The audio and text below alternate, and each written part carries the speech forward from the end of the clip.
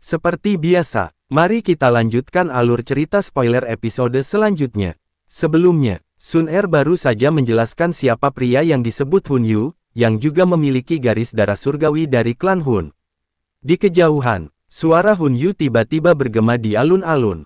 Semuanya, kalian semua harus menyadari situasi kita saat ini. Tujuan kita adalah pohon kuno Bodhisattva. Satu-satunya kesempatan kita adalah membentuk aliansi dan bergandengan tangan, menembus gelombang binatang dan mengobrak-abrik mereka. Jika tidak ada harapan untuk mencapai pohon kuno Bodhisattva. Keheningan muncul setelah semua orang mendengar kata-kata Hun Yu.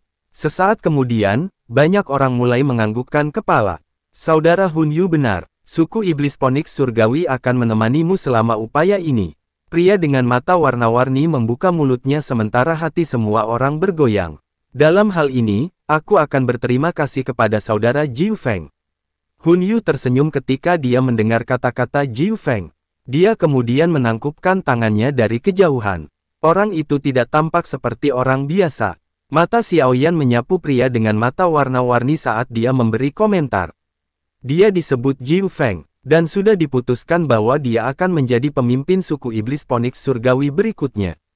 Matanya yang penuh warna adalah hasil dari metode Qi yang dia praktikkan. Gu Qingyang melirik pria dengan mata penuh warna dan tertawa. Xiaoyan mengangguk. Tidak heran dia tampaknya memiliki status tinggi dalam suku iblis Phoenix surgawi. Karena tidak ada yang keberatan, mari kita segera bergerak. Saat ini sekitar tengah hari. Waktu yang tepat ketika binatang buas itu pemalas. Hun Yu tersenyum ketika melihat bahwa mayoritas orang telah setuju untuk bergandengan tangan. Segera, semua orang di alun-alun mulai bergerak dan bergegas ke langit. Begitu juga dengan kelompok Xiaoyan. Beberapa saat kemudian, masa hitam manusia seperti awan gelap saat terbang melintasi langit. Jarak 50 km tertutup dalam waktu kurang dari 10 menit sebelum akhirnya dataran hitam tak berujung muncul di depan mata semua orang. Karena Hun Yu yang menyarankan untuk membentuk aliansi, kelompoknya yang pertama mengambil inisiatif untuk menyerang titik paling berbahaya, yaitu bagian depan. Banyak ahli lain dengan cepat mengikuti di belakang mereka. Boom! Doci yang menakutkan melonjak keluar dari tubuh kelompok Hun Yu sebelum menembak ke depan. Semua binatang buas dalam radius 300 meter hancur menjadi kolam darah dalam sekejap. Pada saat yang sama, kelompok lain di belakang mereka dengan kejam menyerbu ke dalam kerumunan binatang.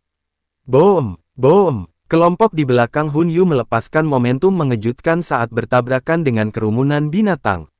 Binatang buas dalam radius 300 meter juga hancur sampai mati. Sementara itu, kelompok besar Xiaoyan terletak di dekat bagian tengah. Beberapa pilar Douqi sesekali berayun, membunuh binatang buas yang mendekat dan secara bertahap melangkah maju menerobos kerumunan binatang. Menggunakan jeda singkat dalam pertempuran, mata Xiaoyan menyapu bagian depan formasi. Pada saat ini, kelompok Hun Yu tampaknya melakukan yang terbaik untuk menyerang kerumunan binatang di bagian depan. Baris demi baris binatang buas bergetar dan jatuh ke tangan mereka. Kelompok besar terus menjelajah lebih dalam di bawah bimbingan kelompok Hun Yu. Kemajuan cepat mereka berlangsung sekitar 2 km sebelum kelompok Hun Yu di depan mulai melambat. Namun itu langsung digantikan kelompok lain yang menyerang ke depan. Sementara kelompok di depan sedang diblokir oleh binatang yang sangat kuat. Kelompok Hun Yu sekali lagi menerobos ke depan. Namun kali ini, alih-alih bertarung, mereka melompati semua orang dengan kecepatan seperti kilat. Bahkan, melewati binatang yang sangat kuat. Ikuti mereka. Xiaoyan mendengus dingin ketika melihat Hun Yu akhirnya meninggalkan semua orang. Dia melambaikan tangannya dan tubuhnya memimpin untuk bergegas maju. Pada saat yang sama, beberapa kelompok lain terbang saat kelompok Xiaoyan bergerak. Mereka sudah memahami rencana dan niat Hun Yu. Menggunakan kekuatan orang lain untuk menyerang kerumunan binatang.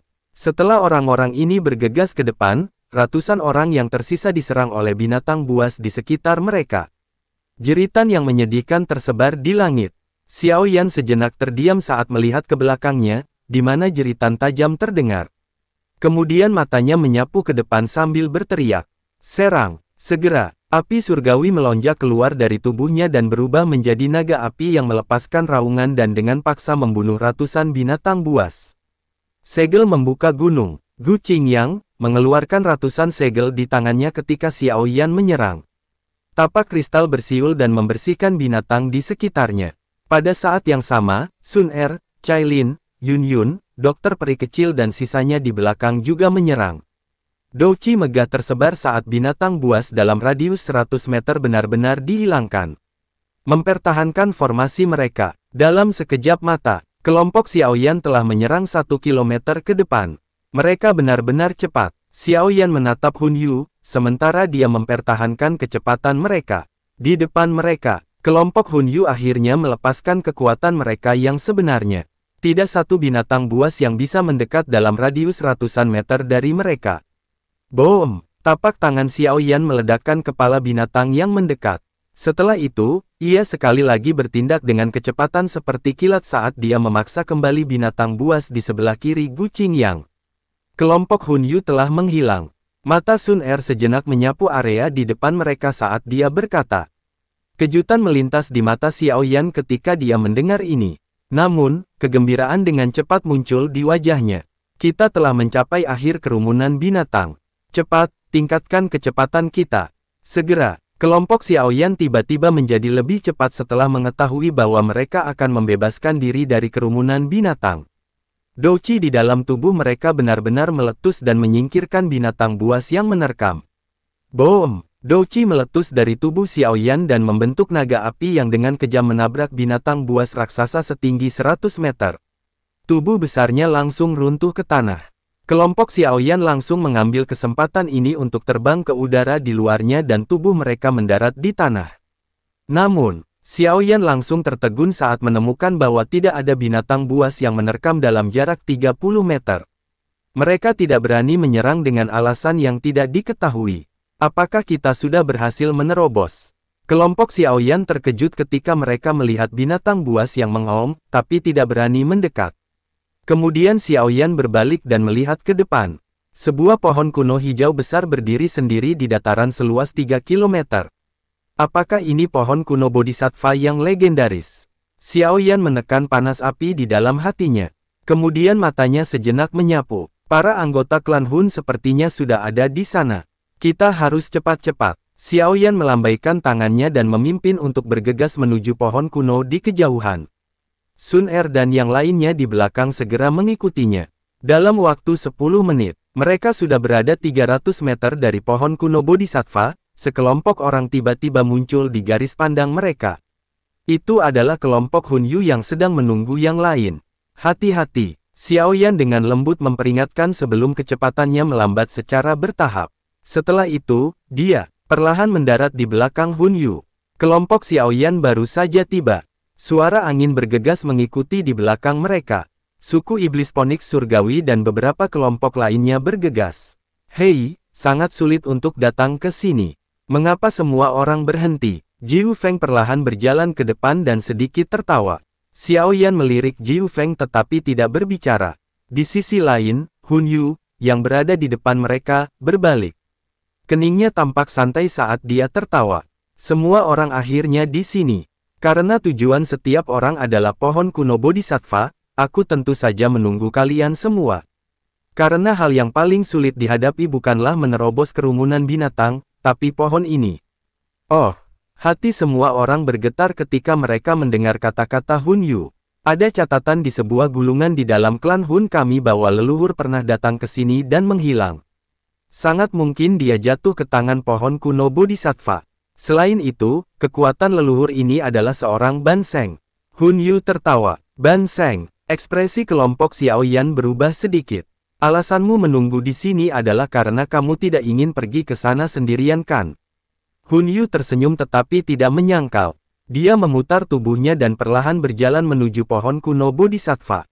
Karena semua orang telah tiba, semua orang akan dapat melihat misteri pohon kuno Bodhisattva ini. Hati-hati. Mata Xiao Yan menyapu punggung Hun Yu dan pohon kuno Bodhisattva sebelum mengangkat kakinya untuk mengikuti. Semua orang mengangguk. Setelah itu, mereka mengikuti Xiao Yan. Douci dengan tenang mulai beredar di sekitar tubuhnya.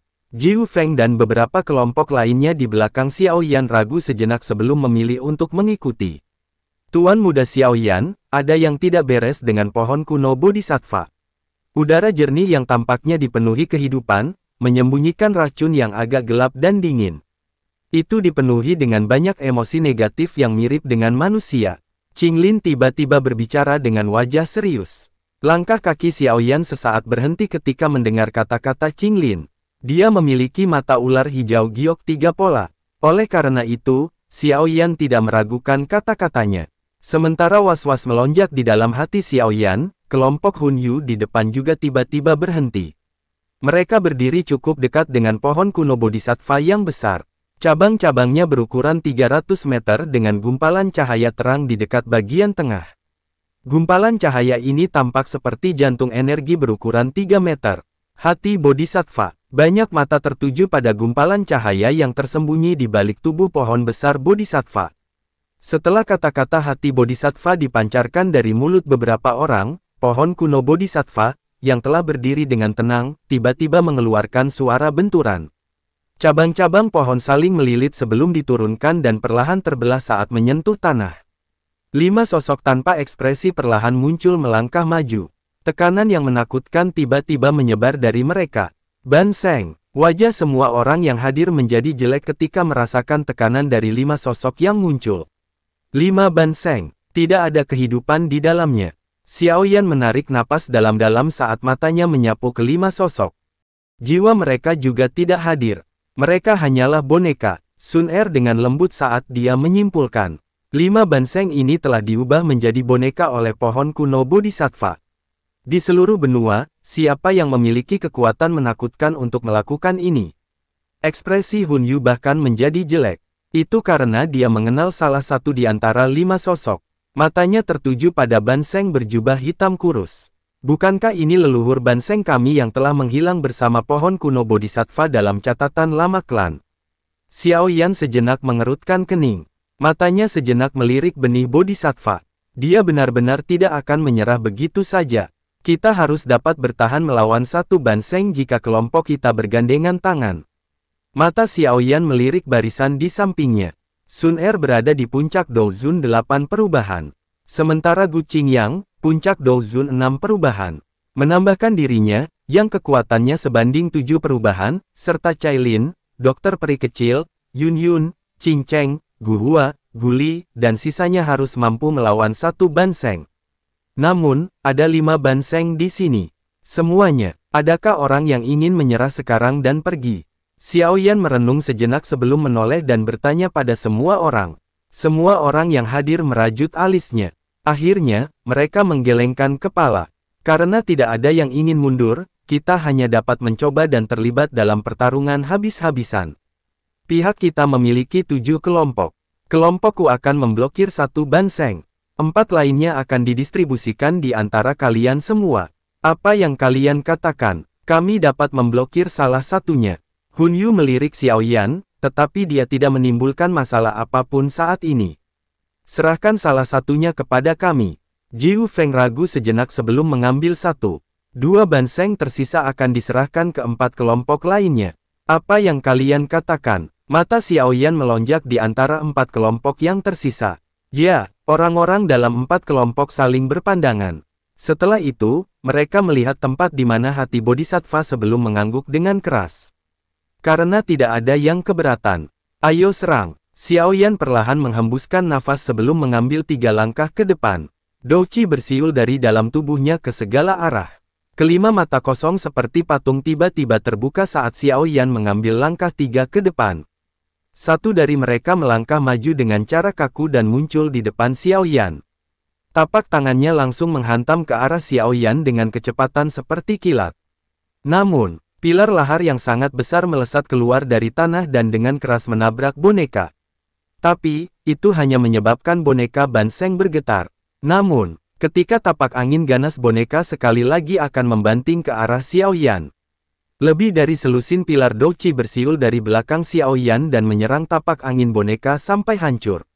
Serang. Sementara kelompok Xiaoyan mulai bertukar pukulan dengan boneka Ban Seng, kelompok Hunyu juga mulai bergerak dan mengepung boneka Ban Seng dari klan Hun. Leluhur, kami akan membantu membebaskanmu dari rasa sakitmu. Hunyu berbicara lemah sambil melihat boneka. Setelah itu, dia maju ke depan. Ada lebih dari 10 ahli Hall of Soul yang sangat kuat dengan cepat mengikuti di belakangnya. Douchi megah mulai mengganggu boneka Ban Sheng. Kelompok Jiu Feng dan lainnya juga mulai bertindak setelah kelompok Xiao Yan dan Hun Yu menyerang. Mereka melepaskan Douchi di dalam tubuh mereka sampai batasnya. Setelah itu, mereka dengan liar menyerang ke depan dan melingkari 3 boneka Ban Sheng yang tersisa. Dalam sekejap, Douchi yang menakutkan tersebar di dataran luas ini. Itu seperti angin kencang yang menghancurkan sekitarnya. Boom! Gu Hua dan Gu Xing bergegas turun dari udara saat Douchi meletus dari kedua telapak tangan mereka dan dengan keras menabrak punggung boneka Ban Sheng. Namun, serangan mereka tampak seperti batu yang tenggelam di lautan ketika mendarat pada boneka. Tubuh mereka langsung bergetar saat menerima serangan balik boneka, melonjak ke tubuh mereka. Pertahanan pada Gu Hua dan Gu Xing langsung hancur. Tubuh mereka terbang kembali sebelum mereka dengan cepat diterima oleh beberapa tetua Sekte Bunga. Kedua pihak telah saling bertukar pukulan selama 20 menit sejak mereka mulai bertarung. Di sisi Sekte Bunga, para tetua langsung kehilangan kekuatan bertarung mereka saat baru saja melakukan kontak dengan beberapa angin kuat dari boneka. Untungnya, Xiao Yan, Gu Qingyang, Sun Er, dan pilar kekuatan utama lainnya sangat kuat. Oleh karena itu, mereka dapat menahannya. Serang kepalanya. Xiao Yan berteriak keras. Boneka itu tanpa kehidupan. Selain meledakkan kepalanya, pada dasarnya tidak mungkin untuk menghentikan boneka. Tubuh kaca King Kong. Tinju Oktan. Tubuh Xiao Yan langsung menjadi emas raksasa. Tinjunya, yang seperti logam, berayun ke arah kepala boneka. Boom! Tinju Xiao Yan menghantam kepala boneka sampai beberapa retakan terbentuk, tetapi tidak ada darah segar yang mengalir dari retakan. Boom! Tangan kaku boneka langsung menabrak bahu Xiao Yan setelah dia menghantam kepalanya. Tubuh Xiao Yan terhuyung lebih dari selusin langkah mundur. Bagian dari bahunya bahkan telah penyok.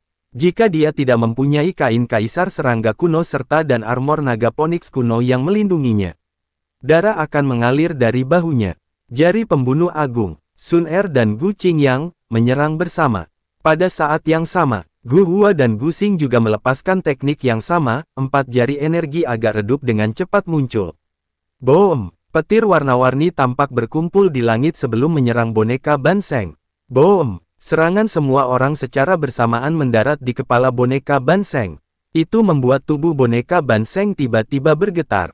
Sementara kepalanya, di mana banyak garis retak muncul karena serangan Xiao Yan sebelumnya, akhirnya meledak. Setelah kepala Ban Sheng meledak, tubuhnya perlahan-lahan menjadi lebih tua sebelum akhirnya berubah menjadi debu yang tersebar. Tubuh emas raksasa Xiao Yan dengan cepat menyusut sebelum kembali ke bentuk aslinya. Dia menghapus keringat dingin di dahinya sambil melirik situasi ke sisinya. Dengan pengecualian Xiao Yan dan Sun Er, semua orang telah menderita beberapa luka. Benda ini terlalu sulit untuk ditangani. Semuanya, mohon istirahat untuk sementara. Aku akan berjaga-jaga. Kemudian, Xiao Yan menjentikkan jarinya. Banyak pil obat keluar dari cincin penyimpanannya dan berhenti di depan semua orang sebelum memasuki mulut mereka. Kakak Xiao Yan, apakah kita perlu campur tangan? Sun Er berjalan ke sisi Xiao Yan saat dia bertanya. Itu tidak perlu. Yang perlu kita lakukan adalah menjaga diri kita sendiri. Mata Xiao Yan berkedip saat dia menggelengkan kepalanya. Ini bukan waktunya untuk menunjukkan kebaikan. Semua orang ini adalah pesaing. Boom! Xiao Yan dan Sun Er baru saja berbincang. Suara dalam dan teredam tiba-tiba terpancar dari kejauhan. Hun Yu yang tanpa ekspresi, akhirnya menghancurkan kepala leluhurnya dengan sebuah pukulan. Setelah kelompok Hun Yu menyelesaikan boneka, mereka dengan cepat duduk dan memulihkan douchi mereka. Sekitar 10 menit setelah kelompok Hun Yu menang, pertempuran suku iblis Phoenix surgawi juga berakhir. Bajingan! Ekspresi Jiu Feng sangat suram saat dia dengan kejam menendang mayat boneka. Mereka telah mengorbankan 3 tetua Douzun untuk menyelesaikan hal ini. 3 kelompok telah menyelesaikan boneka Ban Sheng mereka. Namun tidak satu pun dari mereka pergi untuk membantu 2 sisa pertempuran lainnya. Boom! Setelah boneka Ban Sheng terakhir berubah menjadi debu, kelompok Xiao Yan, yang telah beristirahat untuk jangka waktu tertentu, perlahan membuka mata mereka. Mata Xiao Yan bergeser ke arah pohon kuno saat dia berkata, situasi selanjutnya pasti akan jauh lebih berbahaya. Oleh karena itu, aku menyarankan mereka yang kekuatannya belum mencapai Douzun bintang 6 tetap di sini. Semua orang ragu sejenak sebelum akhirnya mengangguk. Kepala sekte, dalam hal ini, kami akan menemani Yanran dan tetap di sini. Kamu harus menemani pemimpin paviliun junior. Beberapa tetua sekte bunga saling memandang dan berbicara. Ini, kalau begitu, kalian harus hati-hati. Yun Yun ragu sejenak sebelum mengangguk. Xiao Yan juga mengangguk. Setelah itu, matanya mendarat di tubuh besar pohon kuno. Ayo pergi. Kemudian, dia perlahan berjalan ke pohon kuno. Di belakangnya, kelompok Sun Er, yang telah menunggu mengikutinya dengan wajah serius. Kita juga harus bergerak. Kelompok Hun Yu dan Jiu Feng tidak bisa diam setelah melihat kelompok Xiao Yan mulai mendekati pohon. Mereka juga melambaikan tangan mereka dan memimpin untuk mendekat ke pohon kuno Bodhisattva. Saat semua orang mencapai bagian bawah pohon kuno Bodhisattva, cahaya terang tiba-tiba meletus dan berubah menjadi pilar terang yang melilit kelompok Xiao Yan. Adegan yang tiba-tiba membuat hati semua orang melompat. Mereka baru saja akan melepaskan Dou Qi. Namun mereka terkejut menemukan bahwa Dou Qi di dalam tubuh mereka telah menghilang. Pilar cahaya dengan cepat menyusut dan kekuatan hisap menarik semua orang sebelum akhirnya menghilang.